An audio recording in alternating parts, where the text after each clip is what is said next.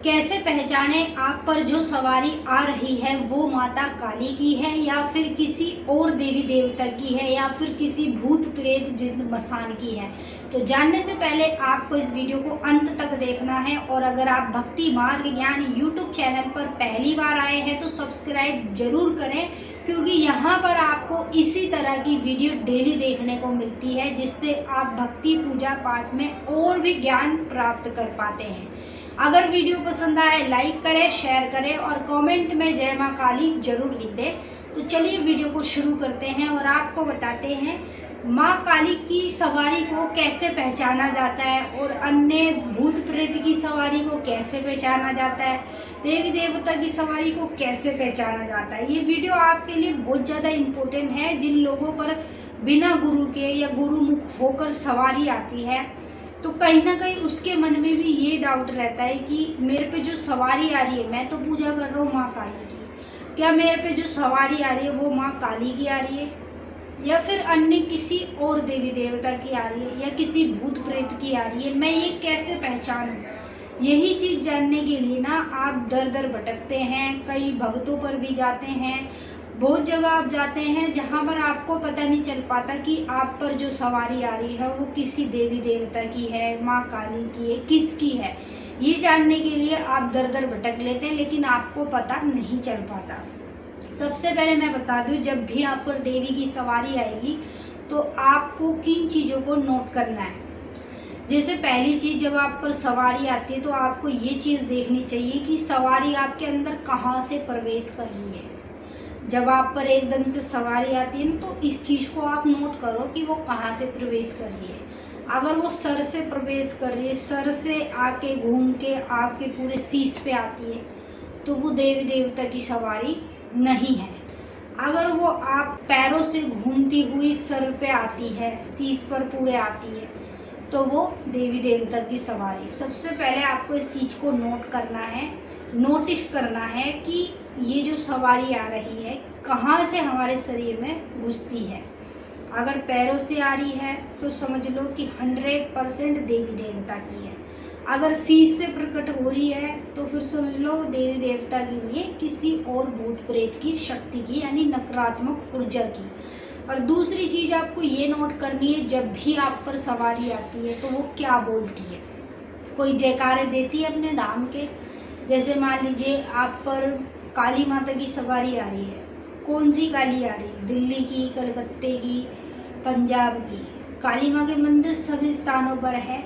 जहाँ पर माँ के सिद्धपीठ स्थान होते हैं वहाँ पर माँ का मंदिर सबसे बड़ा होता है, जो सिद्ध मंदिर होता है जहाँ पे दूर दूर से लोग दर्शन के लिए आते हैं। जैसे हमारे दिल्ली में कालिका जी मंदिर है, कलकत्ते में कलकत्ते की काली कहा जाता है, पंजाब में है तो उसे पंजाब की काली कहा जाता है। तो जैसे जिस जगह पर माँ के मंदिर विराजमान है उस जगह को मंदिर से जोड़ा जाता है, मतलब उस जगह के नाम से और मंदिर को जोड़ा जाता है। पटियाला की काली माता का मंदिर से, पटियाला में भी एक मंदिर है काली माँ का।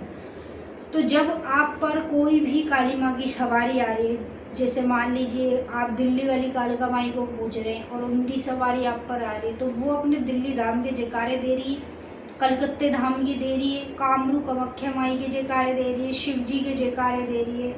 ये सब चीज़ें आपको नोट करनी है। अगर आप मान लो नहीं नोट कर पाते, आप होश में नहीं रहते, तो आप अपने सामने किसी को बिठाओ जो इन चीज़ों को नोट करें।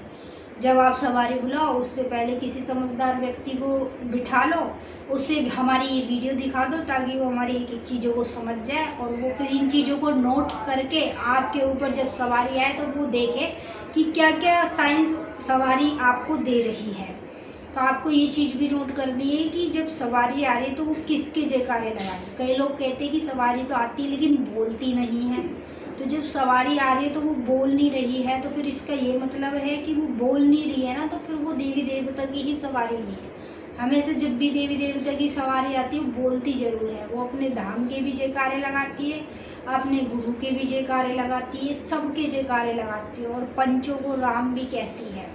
तो वो देवी देवता की सवारी होती है और जो भूत प्रेत की होती है वो कुछ बोलेगी नहीं। तो इस तरीके से आप पहचान कर सकते हैं आप पर जो सवारी आ रही है वो क्या वो देवी देवता की है, क्या वो भूत प्रेत की है।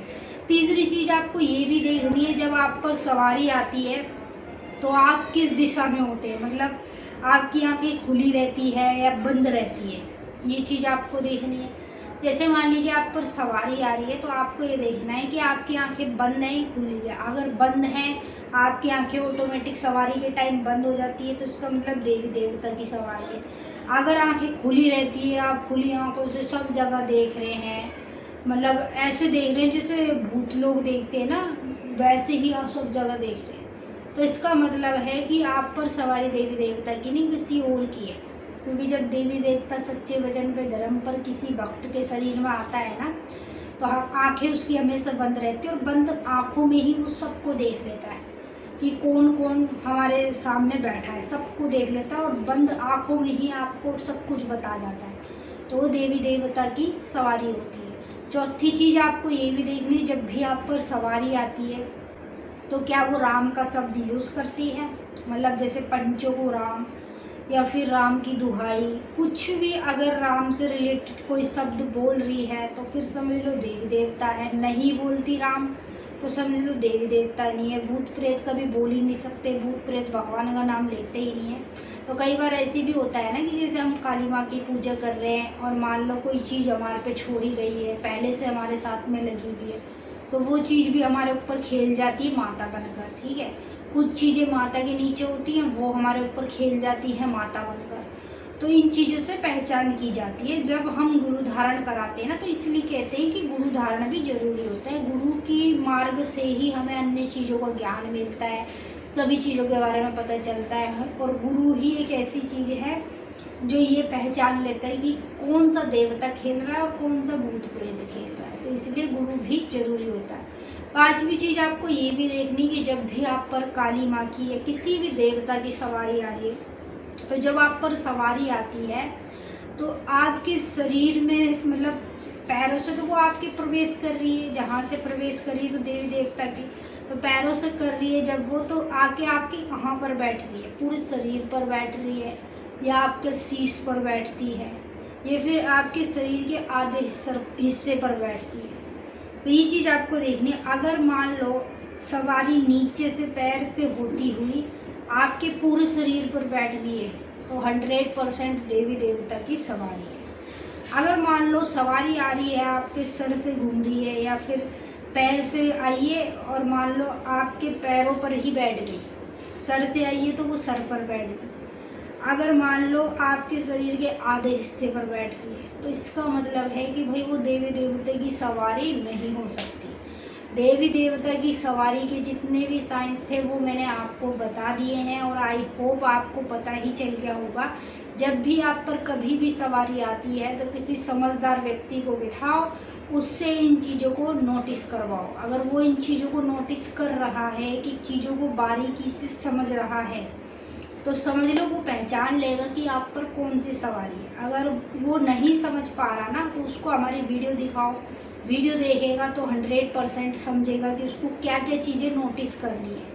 जब वो हमारी वीडियो देखने के बाद इन सभी चीज़ों को नोटिस करेगा ना, तो वो आसानी से आपको बता देगा आप पर कौन सी सवारी है, देवी देवता की या फिर भूत प्रेत की। तो आई होप आपको इस वीडियो के माध्यम से अच्छे से पता चल गया होगा। अगर कुछ पूछना है, जानना है, उसके लिए आप कमेंट कर सकते हैं, और हम आपके सवाल का जवाब देने की पूरी कोशिश करेंगे। मिलेंगे आपके साथ फिर से एक नई वीडियो के साथ। सभी भक्तों को जय माँ काली, हर हर महादेव। अगर ये वीडियो आपको पसंद आए तो लाइक कर दें, शेयर कर दें, और कमेंट में जय माँ काली ज़रूर लिख दें, और कमेंट करके हमें ये भी ज़रूर बताएं कि आपको इनमें से कौन कौन से साइंस अपने अंदर दिखाई देते हैं। अगर आप हमारे चैनल पर पहली बार आए हैं तो सब्सक्राइब जरूर करें। यहाँ पर आपको इसी से रिलेटेड अन्य वीडियो देखने को डेली मिलती है, जिससे आपका ज्ञान बढ़ता है, भक्ति पूजा पाठ में और भी आगे आप बढ़ पाते हैं। जय माता दी। महारानी आपका कल्याण करे, खुश रहें आप और आपका परिवार।